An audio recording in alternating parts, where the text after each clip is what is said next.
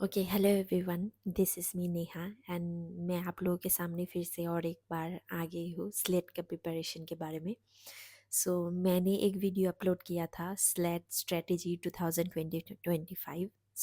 आप लोगों ने इतना प्यार दिया उस वीडियो को, इसीलिए मुझे आप लोगों के कमेंट के कारण मुझे सेकंड वीडियो बनाना पड़ रहा है।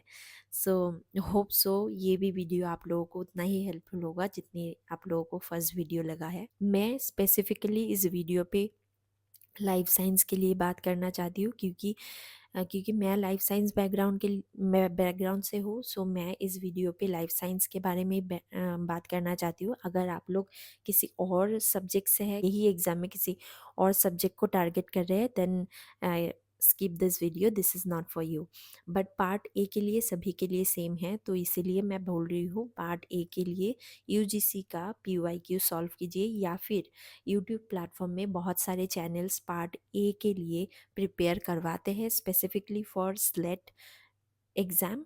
आप वो सब वीडियोस भी कवर करके जा सकते हैं। फर्स्ट ऑफ ऑल वीडियो को आपके कमेंट्स के द्वारा ही स्टार्ट करना चाहती हूँ मैं।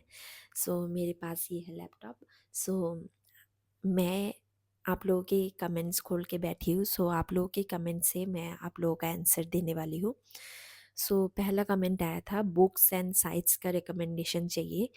बुक्स तो नहीं बोलूँगी मैं, कुछ भी बुक्स आप लोगों को टाइम भी नहीं है एंड हम लोग अपनी एनर्जी वेस्ट भी नहीं करना चाहते, क्योंकि मार्च 15 को हम लोगों का एग्ज़ाम है।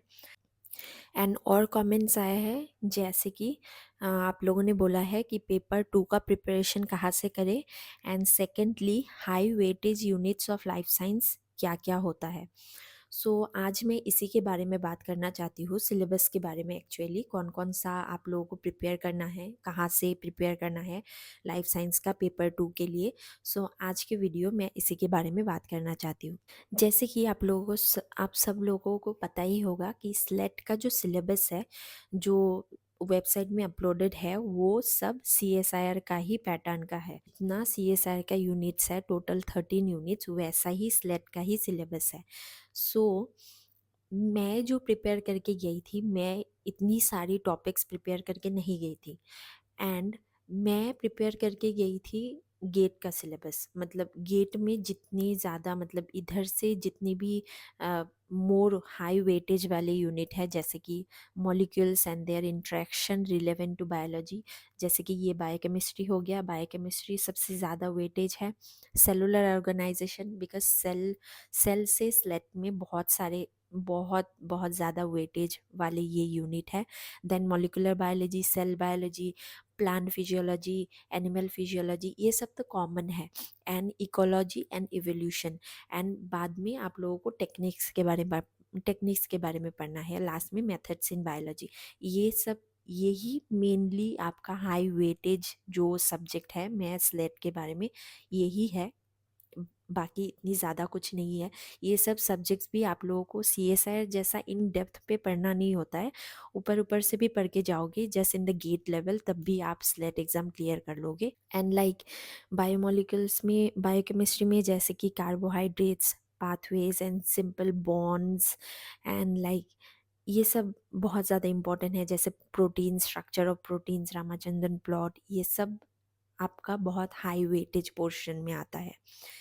एंड लाइक मैं अगर बात करूँ इकोलॉजी एंड इवोल्यूशन, मैं जब एग्ज़ाम दे रही थी, इवोल्यूशन से जो one of the most important topic है, जो हार्डी विनबर्ग लॉ है, उससे न्यूमेरिकल्स आता है। अगर आप वो लॉ नहीं सीखे हो तो काइंडली वो वाला सीख लो, क्योंकि उससे एक न्यूमेरिकल्स आपको मिल ही जाएगा उस एग्ज़ाम में। मैं सजेस्ट करूँगी कि आप, गेट एग्ज़ाम आने वाला है, February 7 को है आई थिंक। आप जैसे गेट एग्ज़ाम के लिए प्रिपेयर कर रहे हो, वही सिलेबस आप स्लेट एग्ज़ाम में पढ़ के जाओ, आपको आसानी से कॉमन मिल जाएगा। एंड जो लोग गेट एग्ज़ाम के लिए टारगेट नहीं कर रहे हो, तो बहुत सारे जगह से जो मैं यूनिट्स आप लोगों को बताई, जैसे बायोकेमिस्ट्री बताई, सेल्स बताई, सेल सिग्नलिंग बताई, बहुत ये सभी सब्जेक्ट्स, एंड इवोल्यूशन है, इकोलॉजी है, ये सभी सब्जेक्ट्स आप लोगों का हाई वेटेज में माना जाता है। एंड इम्यूनोलॉजी ऑल्सो, ये सभी सब्जेक्ट्स आप लोगों का हाई वेटेज सब्जेक्ट में है। एंड अगर आप चाहते हो कि मैं ये सब यूनिट को एक वन शॉट वीडियो अपलोड करूँ, तो भी आप कमेंट में बता सकते हो मुझे कि मैं एक यूनिट के लिए एक ही वीडियो वन शॉट में आप लोगों को रिवाइज कर दूंगी, ताकि आप लोगों को एग्ज़ाम के पहले पहले सभी चीज़ एक ही जगह पे मिल जाए। सो अगर आपको वो वीडियोस चाहिए तो आप मुझे बता सकते हो। अगर आप लोगों को वो हेल्पफुल होता है तो मैं ज़रूर आप लोगों के लिए अपलोड करूँगी वो सब लेक्चर्स, बिकॉज़ मैं अपने नोट्स से ही आप लोगों को ये इधर अपलोड करने वाली हूँ, जो नोट्स पढ़ के मैं स्लेट एग्ज़ाम क्लियर कर चुकी हूँ। सो अगर आप चाहते हो so do let me know in the comment section, so मैं आप लोगों के लिए अपलोड कर दूँगी। So that's all for today's video. आप लोगों को समझ में आ चुका होगा कौन कौन सा हाई वेटेज सब्जेक्ट है। और एक बात, और एक कमेंट आई थी कि अभी अगर स्टार्ट करें तो हो पाएगा कि नहीं। I hope so. जो लोग नए एकदम फुल्ली जस्ट अभी सिलेबस खोल रहे हैं, अभी उन लोगों को व्हाट इज़ द सेल नहीं पता, व्हाट आर द बायोमोलिकुल्स नहीं पता, सो उन लोगों के लिए मैं नहीं बोलूँगी कि हो सकता है, 1.5 महीना ही है। सो मैं नहीं बोलूँगी जो एकदम बिगिनर्स है, बट जो लोग पहले पढ़ चुके हैं, ये सब चीज़ें गो थ्रू कर चुके हैं, सो मुझे लगता है कि वो लोग क्लियर कर सकते हैं, क्योंकि इतने भी हार्ड नहीं आता है एग्ज़ाम का। जो अभी तक का जितना भी मैंने पेपर्स देखा है, इतना भी हार्ड नहीं आता है। एंड मैंने भी जब एग्ज़ाम दिया था, इतना भी क्वेश्चन टफ साइड में नहीं आता है, बट थोड़ा कंफ्यूजिंग होता है, बिकॉज बहुत सारे बेसिक्स इन्वॉल्व होता है क्वेश्चन में। सो आप लोगों का अगर बेसिक स्ट्रॉन्ग है तो होपफुली आप लोगों का इस बार का स्लेट निकलने वाला है। So thank you for listening to my video. अगर आप लोगों को ये सारे यूनिट का वन शॉट वीडियो चाहिए, then please do let me know in the comment section below. Thank you. Bye.